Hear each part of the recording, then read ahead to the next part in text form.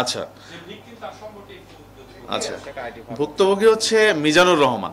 মিজানুর রহমান উনি একটি IT firm চালায়। ওনার কিছু নগদ টাকা রয়েছে, কিছু নগদ কাঁচা টাকা রয়েছে, যেটি উনি ব্যবসায়ের কাজে উনি লাগাতে চাচ্ছিলেন, কিন্তু এই ব্যবসাটি ওনার কাছে মনে হয়েছে যে অল্প সময়ে উনি হয়তো অনেক বেনিফিটেড হবেন, এজন্য এই প্রতারক চক্রের এই প্রতারণার ফাঁদে উনি পা দিয়েছেন।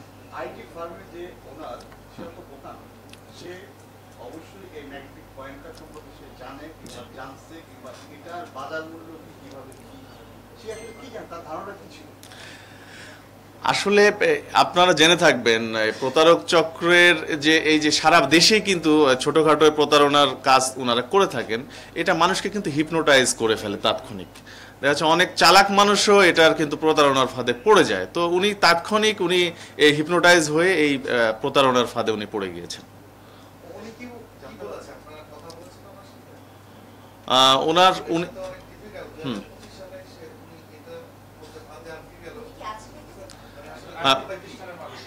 ওনার সঙ্গে আপনারা পরবর্তীতে আপনার কথা বলতে পারেন। যতটুকু জিজ্ঞাসাবাদ করেছি তাতে উনি ওনাদের কথায় মানে বিশ্বাস করেই আসলে এই প্রতারণার ফাঁদে পা দিয়েছেন।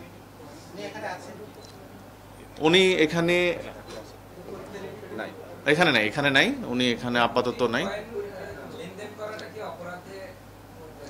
না, ম্যাগনেটিক কয়েন লেনদেন করা অপরাধের চেয়ে বড় কথা হলো যে এটিকে যে দাম, সে দামের চেয়ে বেশি দামের কথা বলে সেটি কম দামে বিক্রি করাটাই আসলে, এই বিক্রি করে কাউকে ভিক্টিমাইজ করাটাই হচ্ছে এখানে অপরাধ।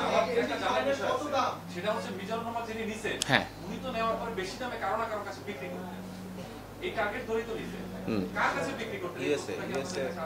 না ওখানে হচ্ছে জাপান, ইউএস এর, মানে ইউএসএ তে এই ম্যাগনেটিক কয়েনের নাকি অনেক ডিমান্ড উনি বলেছেন।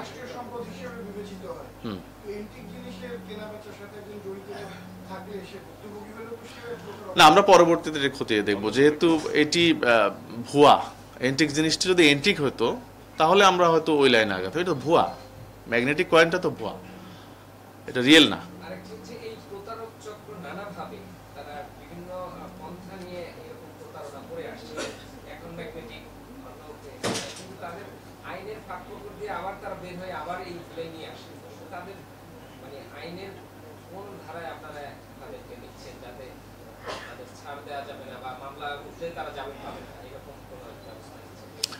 না, এটা আসলে বিজ্ঞ আদালতের বিষয়, জামিনের বিষয়টি। প্লাস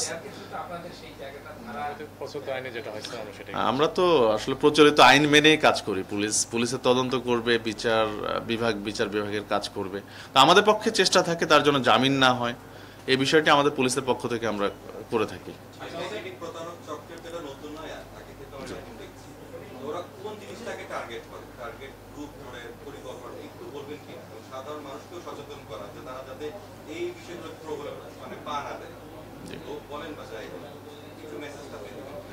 না, এটা তো অবশ্যই সবার জন্য এই মেসেজটি দিতে চাই যে আসলে আপনারা যখনই দেখবেন কেউ অল্প সময়ে আপনার কাউকে বলবে যে মানে আপনার অল্প পরিশ্রমে আপনি অনেক বেশি বেনিফিট পাবেন, তখনই আপনি ভেবেই নেবেন এটা প্রতারণার সাথে জড়িত তারা, কিংবা এটা প্রতারক চক্রের কাজ।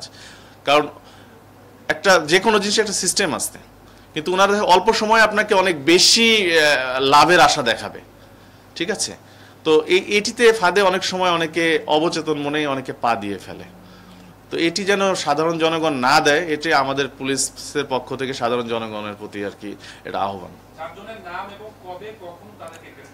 জি, না এখানে চারজনের নাম হচ্ছে ইফতেখার আহমেদ, আবু নাইম মোহাম্মদ ফাইজানুল হক ওরফে ডক্টর নাইম, এবং মোহাম্মদ আব্দুল হালিম তালুকদার কুরাইশি, এবং আবুল কালাম আজাদ। হ্যাঁ, দুইজনের নামে আমরা পেয়েছি। দুইজন